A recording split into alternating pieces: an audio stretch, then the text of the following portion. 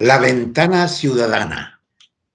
¿Cómo están ustedes, amigos y amigas que nos siguen a lo largo del territorio nacional y de nuestros países vecinos en América Latina, pero también en el mundo?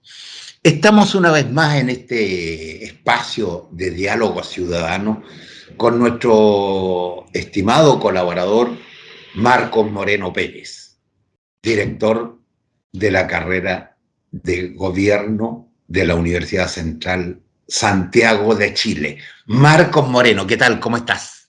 ¿Cómo estás, Juan Luis? Un saludo para ti y para tus seguidores y seguidoras a través de esta ventana ciudadana que, como siempre, nos permite abrir para que entre aire fresco sobre lo que está aconteciendo en Chile y en América Latina, ¿no? Así que muchas gracias por este espacio. Gracias a ti, Marco, en nombre mío y de la dirección de la Ventana Ciudadana. Mira, te propongo que intentemos entregar algunos elementos de análisis respecto de la contingencia política que está centrada fundamentalmente en el programa de gobierno, en la coyuntura política, en la agenda de gobierno, pero también lo más importante, detrás de todo esto creo que hay un telón de fondo que es la nueva constitución, la propuesta de nueva constitución que se va a entregar oficialmente el día lunes, y a partir de ahí ya se empieza a abrir una franja de discusión respecto del apruebo o rechazo. Esos son los dos temas que yo te plantearía en el marco de nuestra conversación. Y si tú tienes algún otro tema que sugerir para ampliar un poco la mirada, por supuesto que lo incorporamos. No, me parece que lo que tú planteas es bien interesante. Estamos a pocas horas de que se entregue por parte de la Convención Constitucional el borrador de proyecto de nueva Constitución. A partir del lunes, Juan Luis, es bueno decírselo a tus seguidoras y tus seguidores y a quienes nos están viendo por las redes sociales, a partir del lunes y del momento en que se le entrega el texto al presidente y firma la convocatoria, el presidente va a firmar ese día la convocatoria del plebiscito del 4 de septiembre, vamos a comenzar a hablar de proyecto de nueva constitución, ¿no? Es un tecnicismo, pero es importante Pero porque es así.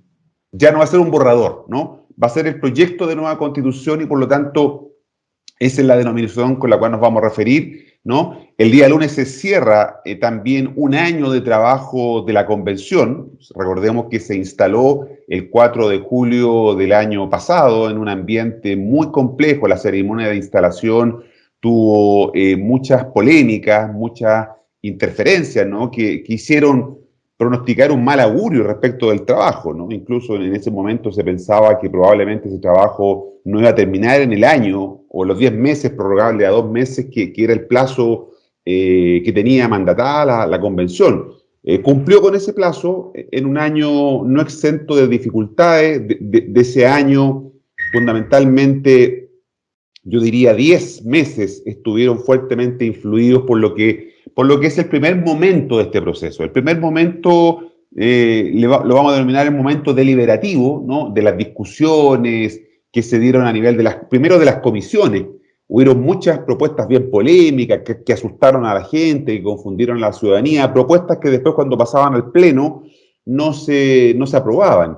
A eso agrégale tú, ¿no es cierto?, las polémicas entre los propios convencionales, ¿no? Tanto de derecha, de izquierda, de los movimientos sociales, de los pueblos originarios, que se enfrancaban en disputas que generaban un ambiente de mucha polarización al interior de la propia convención, ¿no?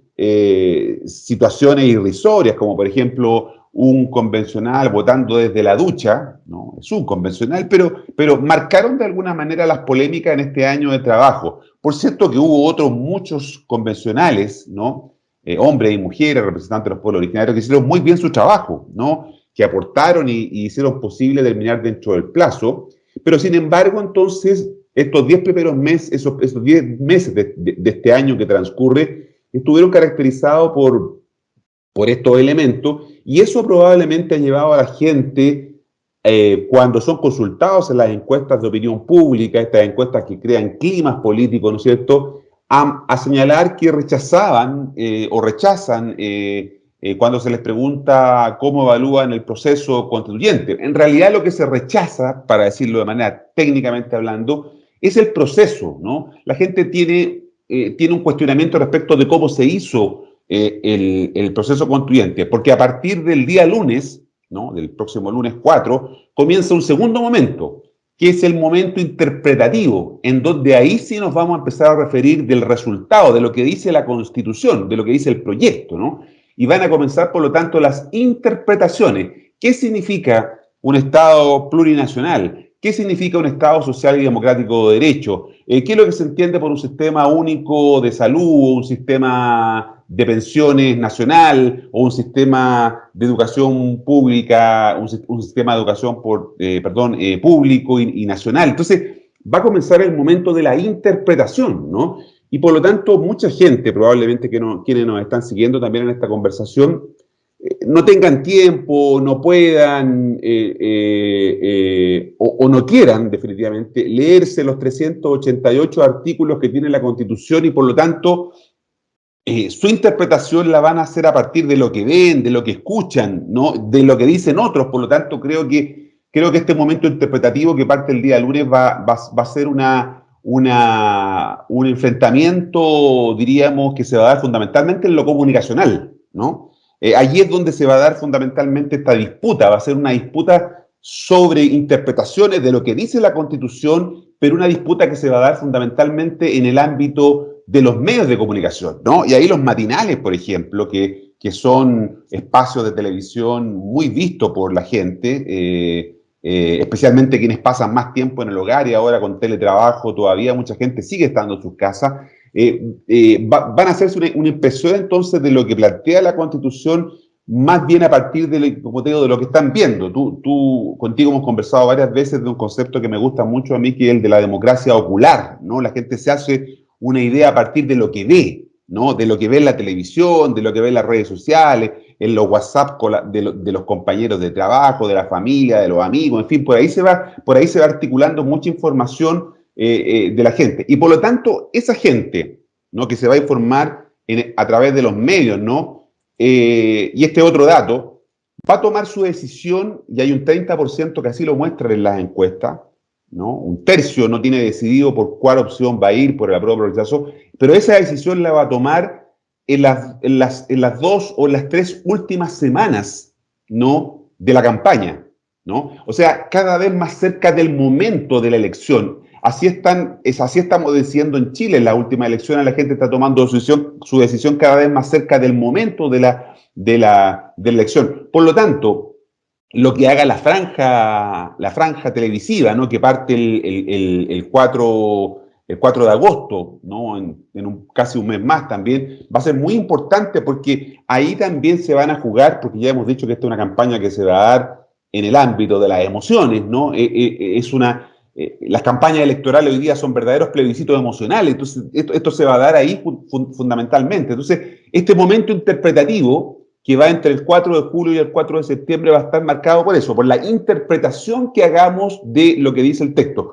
Tú y yo podemos leer un artículo de la Constitución, cualquiera, y tú podrás tener una interpretación de ese artículo y yo podré tener otra, ¿no? La pregunta es cuál es la verdadera, y por eso digo que este es el momento interpretativo.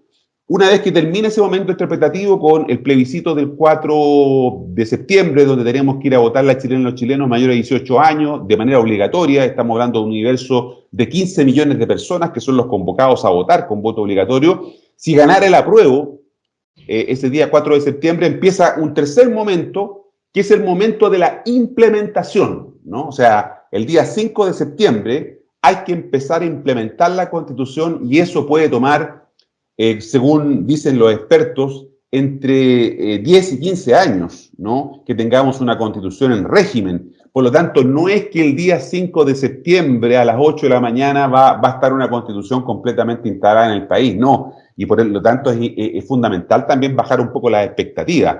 A partir de ese momento comienza a implementarse, el Congreso tendrá que llevar adelante entre 60 y 70 leyes, ¿no? En el periodo que le corresponde legislar hasta marzo del 2026, ¿no? Tendrá que llevar adelante todo un conjunto de leyes muy importantes, entre ellas las leyes políticas, porque recuerda tú, Juan Luis, es bueno decírselo también a quienes nos están siguiendo, todo lo que tiene que ver con el sistema electoral, ¿no? Quedó referido a una ley que tendrá que dictar el Congreso, el actual Congreso, ¿no? Y vamos a tener elecciones el 2024, administrativas, y vamos a tener elecciones políticas el 2025, ¿no? Del Congreso y de la Presidencia de la República. Por lo tanto, es un trabajo muy importante en estos dos momentos que quedan, el momento interpretativo y el momento de la implementación. Marco, estoy plenamente de acuerdo contigo y mis apuntes aquí para antes de la conversación contigo, yo dividía el tema, como te lo he planteado, pero además respecto de la nueva constitución, yo decía que hay dos tiempos, hay dos interpretaciones, dos visiones. Una que tiene que ver con la labor de los constitucionalistas y otra que tiene que ver con el contenido. Y en ese marco, yo quiero señalar que la labor de los constitucionalistas, a mi juicio, me merecen un tremendo respeto. Yo creo que la gran mayoría de los constitucionalistas son gente absolutamente preparada y que se la jugaron por trabajar arduamente en los contenidos, con mayores, menores dificultades, con mayores, menores diferencias en distintos ámbitos del contenido. Pero yo creo que, y mi primera opinión al respecto, es que la derecha fundamentalmente y su campaña por el rechazo ha estado centrado en eso, en la labor de los constitucionalistas, pero particularmente en esos baches cometidos por algunos constitucionalistas que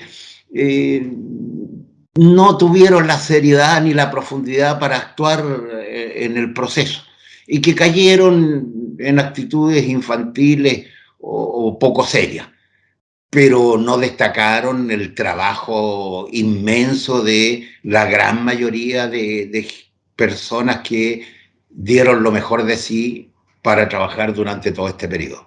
Pero, Marcos, te propongo lo siguiente, mira, dividamos el tema de la contingencia política respecto del programa de gobierno y respecto de la agenda y de la reacción de la derecha a lo que viene haciendo el gobierno hasta aquí. Entre medio está el tema de la reforma previsional y la reforma que acaba de plantear el gobierno respecto de lo que son los impuestos en este país. Y después retomemos el tema de la nueva constitución, porque yo creo que hay que desmenuzar un poco más eso. Entonces, yo te quiero plantear lo siguiente. Uno, yo tengo la impresión de que cuando el gobierno asume su agenda, no logra poner con nitidez en ese marco general lo que es el programa de gobierno con suficiente nitidez. El telón de fondo tiene que estar siempre marcado por el programa de gobierno, más allá de lo que pueda influir el resultado del próximo plebiscito en la posibilidad de que el programa de gobierno se cumpla o no se cumpla. Pero ese es el marco global que el gobierno debería tener en cuenta para administrar y para impulsar la agenda.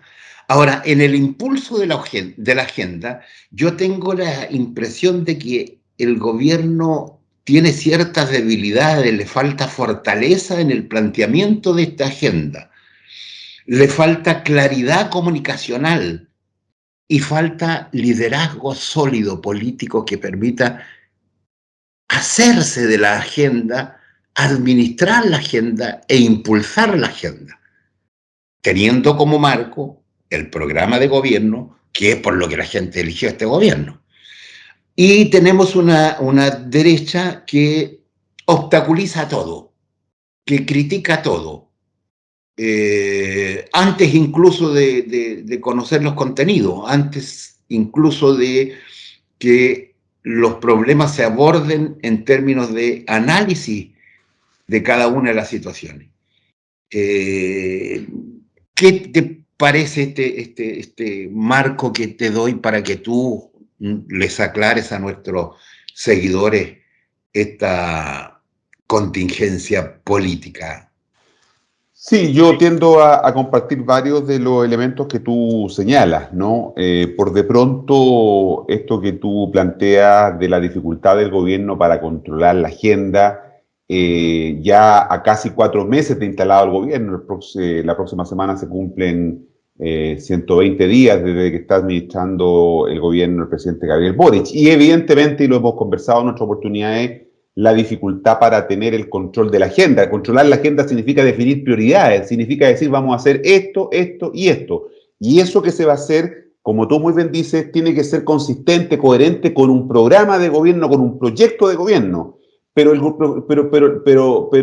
la moneda ha tenido dificultades para poder fijar esas prioridades que están en base al proyecto, porque no controla la agenda, porque había otros actores, ¿no es cierto?, que le arrebatan ese control. La propia convención que comentábamos al principio, la convención constitucional, el Parlamento también cuando instala otras conversaciones, agendas que son emergentes y que se han comido la agenda del gobierno, por ejemplo, todo el tema que tiene que ver con la inseguridad, ¿no? El tema migratorio y la situación en la Araucanía y en la provincia de Arauco y Biobío, ¿no? Que de alguna manera le han arrebatado el control de la agenda al gobierno porque el gobierno no ha podido fijar sus prioridades porque ha tenido que atender estos temas que sabíamos que estaban presentes, pero que probablemente el gobierno no dimensionó con mucha claridad cuál era la profundidad que estos temas tenían. Por ejemplo, la situación en la macrozona sur, ¿no? Que ha sido un tema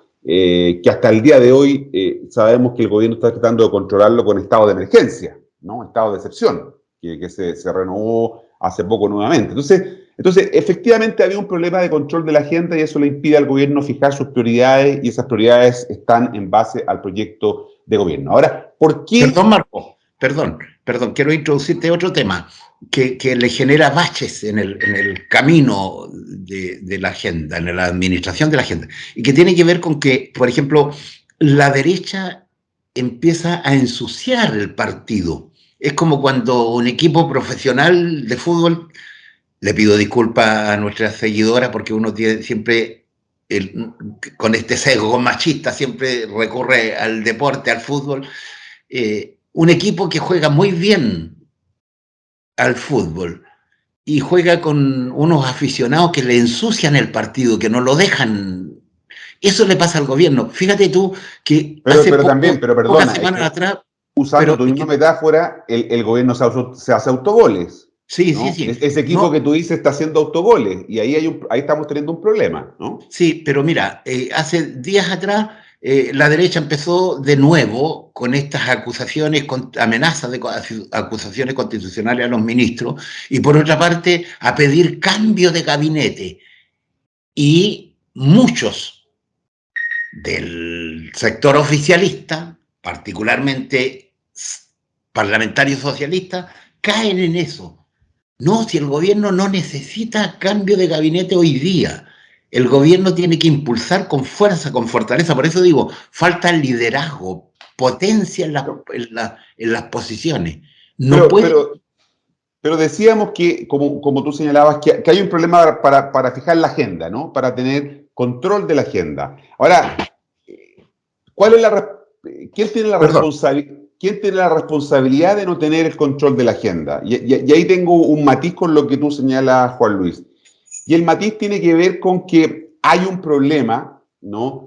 Que uno dice, bueno, efectivamente los errores del control de la agenda son atribuibles a hechos que el gobierno no maneja, es decir, el gobierno no controla la situación de la Araucanía en la macrozona sur, en realidad la provincia de Arauco y Biobío son parte de la macrozona sur, no controla la situación ahí, la migración está desbordada, la inflación no nos está pegando muy fuerte, claro, hay variables que no controla y uno podría decir, bueno, el gobierno se le hace más difícil mantener la agenda porque no controla variables externas o variables que venían desde antes. Pero yo creo que esa es una explicación un tanto simplista, ¿no? Porque si algo tienen que hacer los gobiernos es tratar de navegar contra la corriente, es tratar, ¿no es cierto?, de vencer el roce, la oposición de otros, ¿no? Es para eso se gobierna, ¿no? Y cuando tú dices eso, yo me acordaba, bueno, pero los gobiernos de la Concertación, con todas sus sombras que tuvieron durante 20 años, entre el 90 y el 2010, ¿no? Con todas las sombras que tuvieron. Bueno, pero tuvieron que enfrentar adversidades también, tuvieron que enfrentar, ¿no es cierto?, a los senadores designados.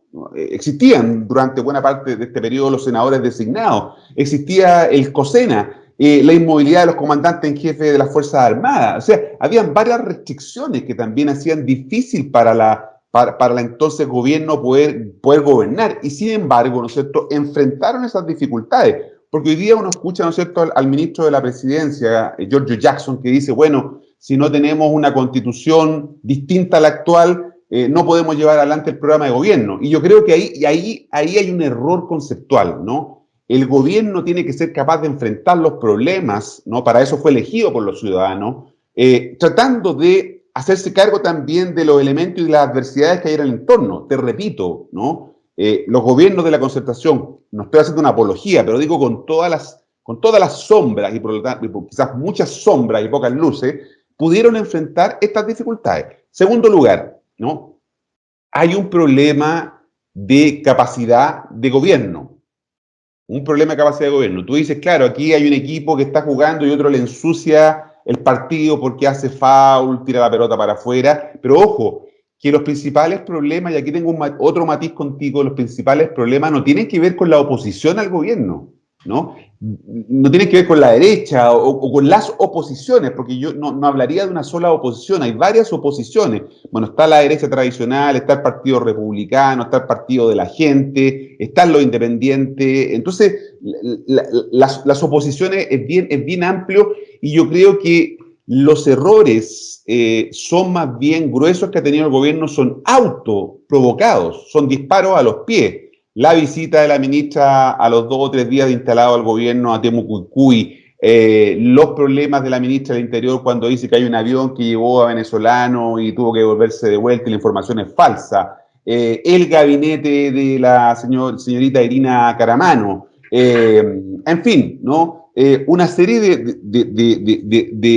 autogoles, para usar tu metáfora del partido, ¿no?, de fútbol, que puede ser entre hombres o entre mujeres, da lo mismo, un partido, ¿no? Hay autogoles que también son atribuibles a las propias dificultades de la capacidad de gobernar. Y en tercer lugar, ¿no?, y aquí tengo otro matiz contigo, no creo que los problemas estén tanto en la oposición, sino que más bien en el oficialismo. Estas dos coaliciones que siguen dándole apoyo al gobierno no están actuando de manera coherente con lo que el gobierno quiere hacer, ¿no? Tú decías, bueno, ¿quiénes también han planteado el tema del cambio de gabinete? La propia diputada Carol Cariola dijo, bueno, todos los gabinetes son perfectibles, ¿no? El trabajo de los ministros es perfectible, abriendo una puerta también a esa crítica. Entonces, en la propia coalición de gobierno, o en las coaliciones de gobierno, Apruebo Dignidad y Socialismo Democrático, no hay unidad de criterio,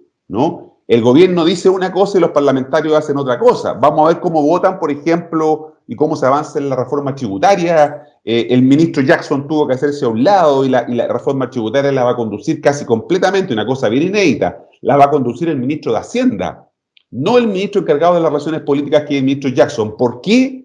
Porque evidentemente el ministro Jackson está teniendo serias dificultades para poder llevar adelante una relación fluida, no con los parlamentarios de las oposiciones, sino que con los parlamentarios del gobierno, con lo del oficialismo. Ahí es donde tiene el problema. Mira tú el enfrentamiento que tiene con dos o tres senadores del Partido Socialista, Diurresti, Fidel Espinosa, claro, que lo ha llevado, ¿no es cierto?, a duros cruces de palabras, ¿no es cierto? Entonces hay una dificultad, y por eso que el peso de la reforma tributaria, de la tramitación de la reforma tributaria, lo va a tener Mario Marcel, esto es bien inédito porque los ministros de Hacienda cumplían con presentar su propuesta de reforma tributaria y son los ministros políticos quienes consiguen y buscan los apoyos en el Congreso, negocian los cambios que hay que hacerle a la propuesta y ahora vemos que el ministro Jackson, ¿no?, está tomando una distancia respecto de esta tramitación de esta reforma. Entonces, yo creo que es cierto, hay elementos del entorno que dificultan el control de la agenda, hay elementos externos, ¿no? Está la oposición que puede jugar un trabajo, como tú decías, sucio, ensuciar la cancha, pero bueno, la oposición fue puesta por los ciudadanos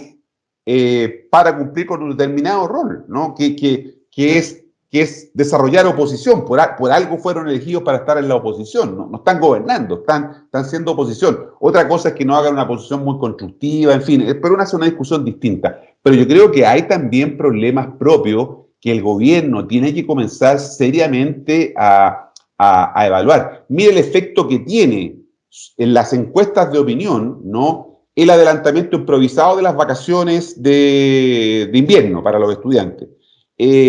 No lo hizo el gobierno, pero lo hizo la convención, que generó una polémica al no invitar a la expresidenta Michelle Bachelet y los expresidentes a la ceremonia de la entrega del texto constitucional. En tercer lugar, la polémica por el gabinete Irina Karamanos, que golpea fuertemente un elemento central del capital simbólico de este gobierno, ¿no?, que era que no iban a haber tratos privilegiados para los amigos, para los parientes, para las parejas, ¿no? Y eso se resiente mucho por parte de la ciudadanía, ¿no?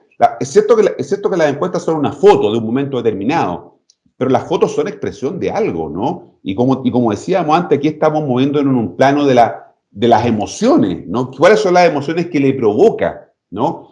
No basta con decir, mire, el gabinete de Irina Karamanos, algo que fue aprobado el 30 de marzo, no ahora, el 30 de marzo, fue un error administrativo. Bueno, pero ¿quién es el responsable de eso? ¿Cuándo opera el principio de responsabilidad política? La responsabilidad política son actos que tú hayas cometido propios o los de subordinados. Y la responsabilidad política opera inmediatamente, ¿no? Normalmente con la renuncia al cargo. Y la responsabilidad administrativa seguirá los procedimientos propios de la responsabilidad administrativa, ¿no? En Chile, no en este gobierno, sino que en todos los gobiernos tenemos un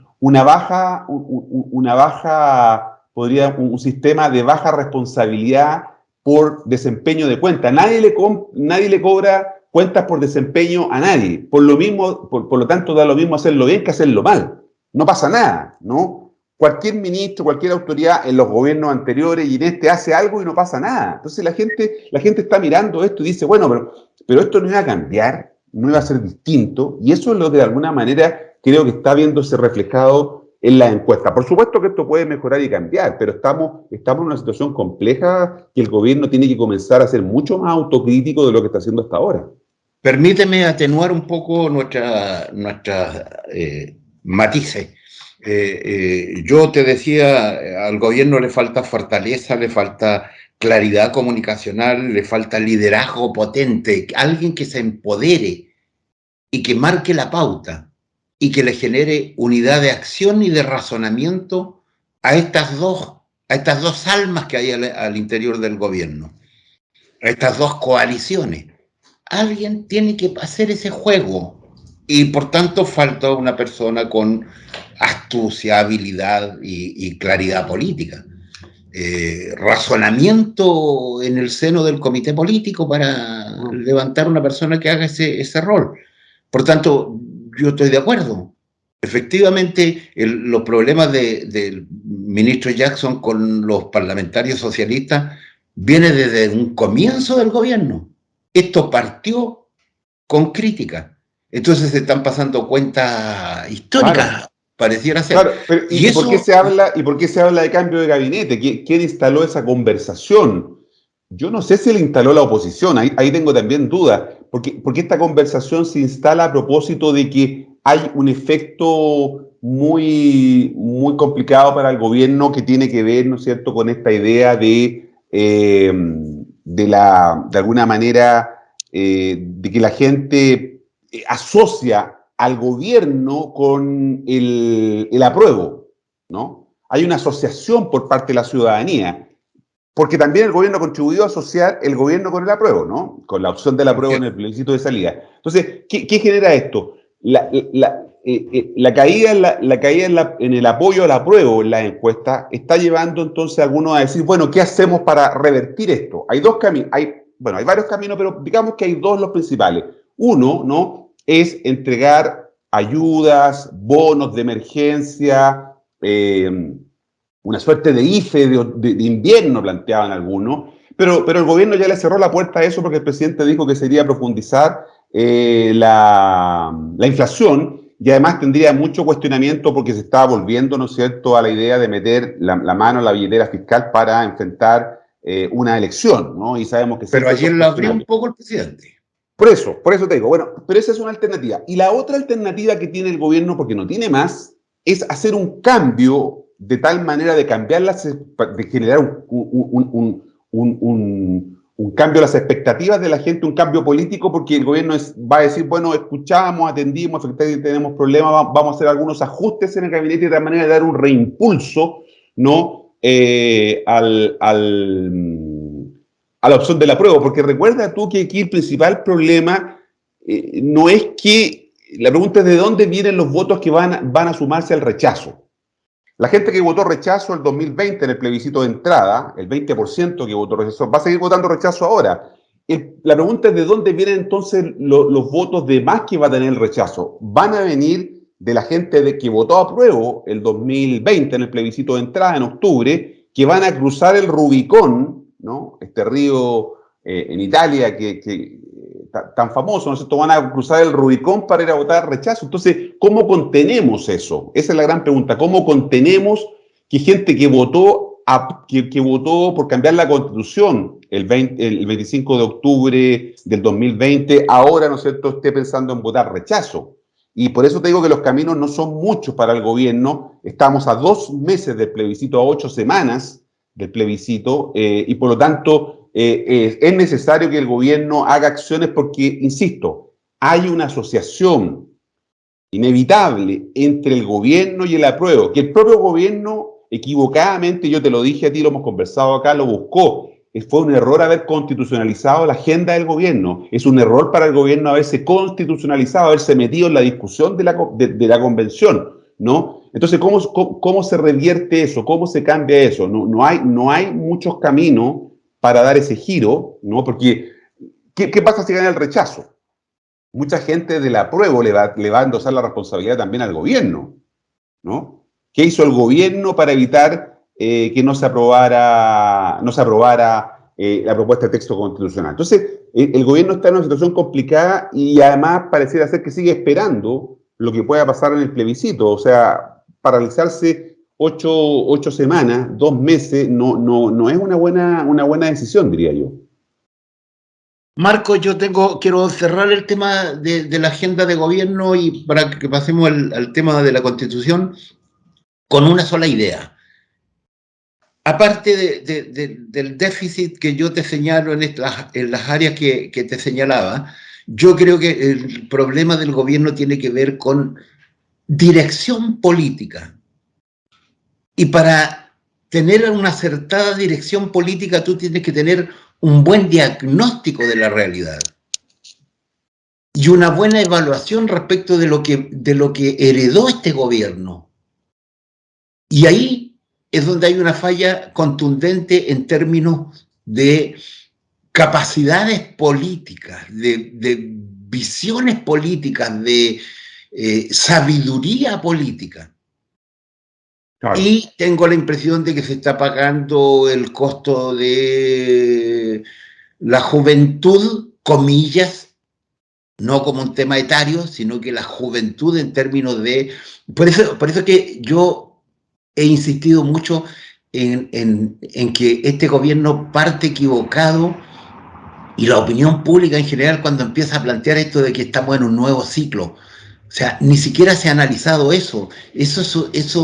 Plantear eso es una debilidad inmensa, una falta de visión histórica. Falta contundencia en el análisis político. Pero bueno, Marcos, si tienes algo que agregar al respecto, y si no, te invito a que pasemos al tema de la nueva Constitución, y yo ahí quiero poner los siguientes temas. No, solo un alcance a lo que tú dices sobre, yo estoy completamente de acuerdo contigo que hay un problema que yo lo defino como capacidad de gestión política, ¿no? Capacidad de dos problemas, de gestionar hacia abajo, hacia la organización, y gestionar hacia arriba, ¿no? Hacia el entorno político. Ahí estamos observando una dificultad que puede explicarse por esto que tú dices, de falta de experiencia gubernamental, claro, de experiencia, no por un tema de juventud, como tú dices, sino de que este es un gobierno que no ha tenido experiencia en la gestión de los asuntos públicos. Por supuesto que los gobiernos jóvenes tienen esa dificultad. Alguien comparaba y decía, bueno, pero el año 1990, cuando asumió el gobierno la Concertación, tampoco tenía experiencia en gobernar. Habían estado 20 años sin gobernar, ¿no? Desde el año...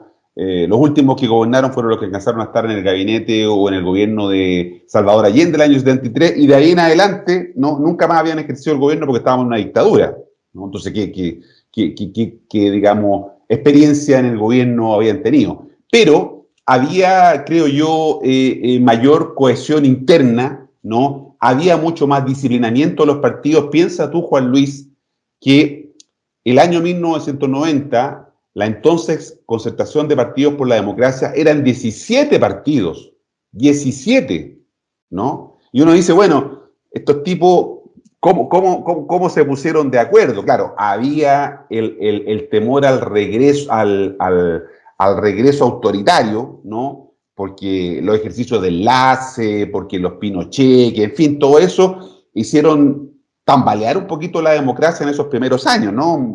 Uno lo olvida, pero en realidad la posibilidad de una regresión autoritaria era un escenario posible. Bueno, estos partidos se disciplinaron, se ordenaron. Elwin se dedicó fundamentalmente a ser jefe de Estado, ¿no? Gobernando para todos, y jefe de gobierno, pero se apoyó en ministros, ¿no? Que le ayudaron a poder controlar su coalición, ¿no? 3 ministros políticos muy importantes, la triada Kraus, Benninger, Correa, ¿no? Insisto, no estoy haciendo una apología de ello, y por supuesto que hay muchas sombras, siempre hablo de las luces y las sombras, hay muchas sombras. Lo que estoy diciendo es que cuando analizamos la capacidad de gobierno, tenemos que fijarnos en esos atributos, ¿no? Los atributos que permiten todo lo que tú dices, poder darle orden, poder dar conducción, orientación, sentido, norte estratégico a lo que se va a hacer, disciplinar, ordenar, conducir. Esas dificultades las estamos viendo ahora, y por eso es que coincido contigo que es un aspecto que el gobierno tiene que corregir, ojalá rápido. Dos cosas. Una pura opinión respecto de la triada Kraus, Benninger, Correa. Hicieron muy bien la pega en términos de administrar, de cohesionar a la coalición de 17 partidos, pero también estratégicamente hicieron muy mal con deteriorar y eliminar a una serie de partidos, comillas, chicos de la Concertación, que tenían opiniones bastante más lúcidas, y cerraron el círculo de poder en 3 partidos que administraran y se convirtieran, más allá de partido, en grupos de poder. Este es un comentario al pasar. Segundo, yo estoy de acuerdo de que hay un problema de administración de la gestión, pero para administrar bien una gestión no hace falta solo un administrador, sino que lucidez política, estratégica. Y eso es lo que yo echo de menos. Yo creo que aquí faltan las dos cosas. Falta una visión política, lucidez estratégica, para poner plan, programa y acciones. Es decir, plan de gobierno, agenda política del gobierno, y cómo eso se administra con unidad de criterio y unidad de razonamiento. Y hay falta. Yo creo que a este gobierno le hace falta a ellas dos coaliciones, un cónclave que les permita en 3, 4 días ponerse de acuerdo en cómo enmendar rumbo. Pero bueno, vamos a la nueva Constitución. Te planteo, tú hiciste una buena disquisición ahí respecto de que este nuevo proyecto es solo proyecto hasta que no se entregue oficialmente y hasta que no se vote. Pero yo tengo la impresión de que las encuestas han sido un instrumento para impulsar el rechazo. No es que estén leyendo la realidad objetiva. Fíjate que a propósito de lo que tú señalabas de que hay que poner los temas del desarrollo y análisis de la nueva propuesta de constitución en boca y en la cabeza de mucha gente, y que para eso, tú decías, hay programas de televisión que ayudan a ello. Anoche, por casualidad, escuché un programa donde habían 8 invitados y 2 personas que dirigían. Resulta que los 10 estaban por el apruebo, con matices, pero todos por el apruebo. Yo tengo la sensación de que el trabajo político de la derecha ha generado y ha arrastrado a algunos a esta posición de rechazo solo en términos de leer el comportamiento de los constitucionalistas, pero no del contenido. Ayer uno de los panelistas de ese programa decía una cosa muy cierta, muy simple, un analista deportivo, pero decía, si la gente con el solo hecho de tener acceso a educación y a salud gratuita y que sea más compartimentada, con eso basta para inscribirse en el apruebo.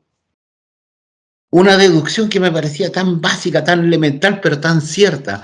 La gente, los sectores populares, en la medida en que valoren el contenido del trabajo de los constitucionalistas, se va a ir poniendo firmemente por el apruebo. Yo creo que el apruebo gana si se administra bien el contenido y se llega a todos lados. Quiero valorar. Fíjate tú que me llegaba el otro día una información que la Universidad de Chile está desarrollando un programa para invitar a la ciudadanía a la comprensión del contenido de la nueva propuesta. Si las instituciones en general, si los colegios profesionales, si las organizaciones sociales hacen este trabajo de dar a conocer efectivamente el contenido real de este trabajo constitucional, yo creo que la prueba gana con facilidad. Bueno, yo estoy de acuerdo también contigo respecto de que la visión que tenemos de lo que se denomina hoy día el rechazo, ¿no?, está referida al proceso constituyente, que tuvo otra vez luces y sombras, ¿no? Como tú muy bien decías antes, hay un conjunto, no sé, 150, de los 154, que hicieron muy bien su trabajo, y por lo tanto hay que tener un reconocimiento a ese esfuerzo, que podría haber sido mejor, por supuesto, siempre las cosas se pueden hacer de mejor manera. Hay un grupo minoritario, reducido, de convencionales que efectivamente extremó demasiado sus argumentos, quiso imponerle al resto de la sociedad visiones particularistas, de que generaron polémica por la manera en que las cosas que decían de ambos lados. Está Teresa Marinovich de un lado, y del otro lado están los otros convencionales, ¿no es cierto?, que generaron polémica, como por ejemplo todo lo que al principio, cómo manchó esto lo de Rojas Vade. ¿Te acuerdas que de ahí en adelante entonces... Tremendo error. Claro, tremendo error. Sí, bueno, terminar por no haber invitado a los presidentes y expresidenta a ese tipo de cuestiones, y por eso me dijo, y coincido contigo en que en realidad la percepción del rechazo tiene que ver con eso, con el proceso. A partir del lunes, ¿no?, vamos a estar hablando sobre el resultado. ¿Qué es lo que es el resultado? Lo que dice el texto. El texto va a tener que hablar, ¿no? Pero el texto va a hablar a través, y esto es muy importante que quienes nos están siguiendo lo entiendan, el texto va a hablar a través de intérpretes, ¿no? Por eso yo digo que vamos a entrar a un momento interpretativo. Van a interpretar lo que ahí se dice y van a llevar un abogado entonces que lo interpreta de una manera y van a llevar un abogado que lo interpreta de esta otra manera, ¿no? Para poner las dos visiones o tres que haya sobre un mismo tema. Entonces, en esta etapa que viene, vamos a estar en esta etapa en donde va a haber mucha interpretación del resultado y por lo tanto probablemente eso cambie la percepción que tienen los consultados en las encuestas, porque también muy bien tú lo dices, las encuestas reflejan lo que dice la opinión pública encuestada, no toda la opinión pública, ¿no? Si finalmente las encuestas se hacen con muestras de 1000 personas, ¿no? Entonces muchos dicen y cuestionan las encuestas porque dicen, bueno, pero ¿cómo 1000 personas o 700 personas van a representar lo que dice la chilena o el chileno? Bueno,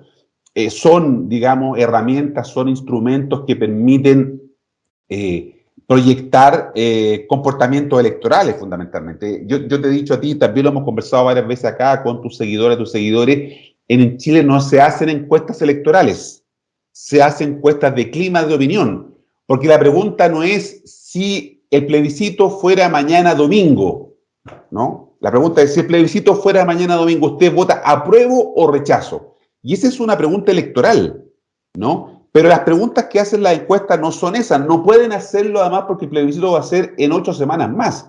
De hecho, la legislación en Chile establece que se van a poder hacer encuestas hasta el 9 de agosto. Esa es la última vez que se van a poder seguir haciendo. Esa es la última vez que se van a poder publicar encuestas a través de medios de opinión pública. Por supuesto que las encuestas, como ha pasado en todas las elecciones, van a circular por las redes sociales, por los grupos de WhatsApp, de eso no hay control, pero no se van a poder mostrar en los noticiarios, no se van a poder mostrar en los matinales porque hay prohibición de hacerlo, ¿no? Igual circulan, por supuesto. Entonces vamos a tener encuestas hasta el 9 de agosto, ¿no? O sea, hasta un mes más vamos a tener encuestas, ¿ya? Y de ahí en adelante, por eso que te digo que esta elección se va a decidir en las últimas 2 o 3 semanas. Ahí se va a decidir el resultado del apruebo o el rechazo, ¿no? Y por lo tanto vamos a tener que estar atentos a lo que ocurre en ese periodo corto de tiempo, porque ahí la gente ya se va a hacer una opinión a partir de lo que interpreta, ¿no? Tú puedes invitar a tu programa, hablar sobre plurinacionalidad y traes a un abogado que esté a favor de la plurinacionalidad y traes a otro que esté en contra, porque además esta va a empezar a ser una discusión entre abogados. Acuérdate de mí, se va a volver a constitucionalizar la conversación y todo le damos, digamos, patente de autorización a los abogados para que hablen de lo que dice la Constitución. Eso va a ocurrir y por eso que vamos a ver circular a muchos abogados, abogadas, constitucionalistas, expertos. Se va a convertir en una conversación de expertos en donde la ciudadanía, el sentido común, lo que piensa la gente, va a quedar un poco de lado, ¿no? Entonces, a eso vamos a estar expuestos a partir de este minuto en que se entregue el día lunes, se entregue el borrador y pasa a ser un proyecto de nueva constitución. Por lo tanto, va a estar fuertemente influida las próximas 8 semanas por este tipo de conversaciones. Y por lo tanto, las encuestas que conozcamos ya van a comenzar a ser, como muy bien tú dices, sobre el resultado. Ya no el proceso, porque el proceso se acabó. De hecho, los convencionales ya no están más a partir del lunes, se disuelve la convención. Y esto es bien interesante. Y cuando se disuelve la convención, el poder, por decirlo de esta manera sencilla, vuelve al sistema político. ¿Ya? Va a ser el sistema político, nuevamente el Congreso, el Poder Ejecutivo, quienes van a tener el poder para definir muchas cuestiones, porque ya la convención no va a estar, ¿no? Entonces, ese es un dato también interesante que hay que tener en cuenta. Marco Moreno Pérez, director de la Escuela de Gobierno de la Universidad Central de Chile. Estamos aquí conversando respecto de lo que es la contingencia política y particularmente respecto de lo que es nuestro próximo plebiscito para aprobar o rechazar la propuesta de nueva constitución. Yo quiero señalar, Marco, que me la quiero jugar, permítemelo tú. Yo digo que si quienes estamos por el apruebo, quienes van a dirigir la campaña por el apruebo son capaces de poner la discusión, el análisis, en el contenido y desarmar las mentiras que se sembraron durante todo este periodo respecto de ese contenido, yo en ese sentido creo que el apruebo va a ganar con cierta facilidad. Yo creo que quienes estuvimos en el 80% de los que votamos a favor de que este proceso se llevara a cabo, logran comprender los beneficios para la ciudadanía y para la democracia, para la participación real, valoran ese contenido, hay un paso adelante para quienes estamos por el apruebo. Yo solo digo, quiero hacer una crítica a aquellos que están poniéndole apellido. Yo creo que el tema aquí es apruebo o rechazo. Quienes están por apruebo para reformar, ¿qué significa eso? Todo en la vida se modifica conforme la realidad vigente en 2, 4, 5 meses o años más. Por supuesto que esta nueva constitución, si se aprueba, va a tener que sufrir los cambios que la realidad política, social, cultural y filosófica del país, de la ciudadanía, genere. Eso es de perogrullo. Pero esto de ponerle apellido, creo que confunde, creo que no le hace bien. Creo que el tema es nítido. ¿Quieren continuar con esta constitución hecha en dictadura o quieren modificarla, cambiarla, dándole más participación a la ciudadanía y haciéndola más democrática? Eso es a mi juicio, disculpa que lo plantee así tan burdamente, pero creo que ese es el tema. No sé cómo lo ves tú. No, yo creo que lo que hay que hacer de ahora en adelante es básicamente informarse, ¿no? El ideal sería que todos pudiéramos leer el texto constitucional, eso no va a ocurrir, ¿no? Sabemos que no va a ocurrir, pero va a ser muy importante promover los espacios de conversación, de diálogo como este que tú tienes acá. Probablemente las próximas semanas comiences a invitar a distintas personas a que se pronuncien respecto de lo que se plantea en algunos ámbitos centrales de la Constitución, como sobre Estado de Derechos, sistema político, sistema judicial, sistema de gobierno regional, que son bien interesantes y que sirven para poder tomar una mejor decisión, ¿no? Porque, insisto, va a haber mucha interpretación en las próximas 8 semanas de aquí al plebiscito y conforme a eso, ¿no? Que la gente se pueda hacer una opinión. Ambas campañas que ya están desatándose van a tener fortalezas y debilidades, ¿no?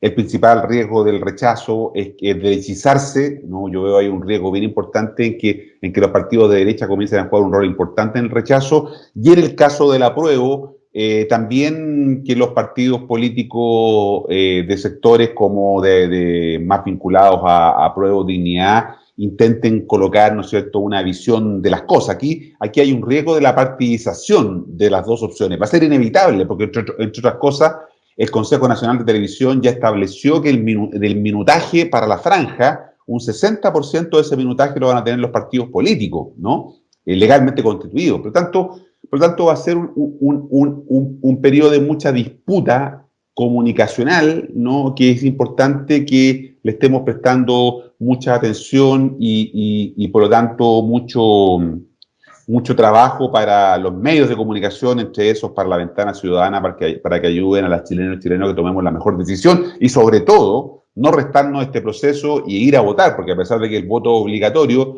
mucha gente dice, bueno, si total nunca me van a cobrar una multa, ¿no? ¿Para qué voy a ir a votar? ¿No? Pues aquí lo importante es fomentar, favorecer, potenciar que la gente vaya a votar y lo haga de la manera más informada, y estaremos ayudando a través de estas pantallas a ese proceso. Así que muchas gracias, Juan Luis, por una nueva invitación.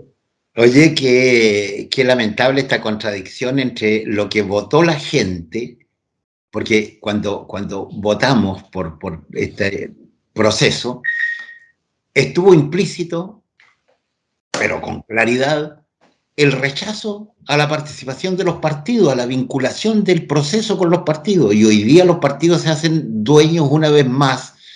Y qué pena que vuelva todo esto a manos del Parlamento, que está controlado por los grupos de poder. Pero así es la vida y solo nos queda contribuir a lo que tú señalas, a que la mayor cantidad de ciudadanos de este país sean informados. Así que invitarles a nuestros amigos. La próxima semana estamos haciendo todas las gestiones para que la próxima semana tengamos a una importante constitucionalista mujer, porque las mujeres hoy día han tenido una gran participación y lúcida participación en este proceso, y queremos tener una constitucionalista mujer que nos acompañe en este análisis la próxima semana.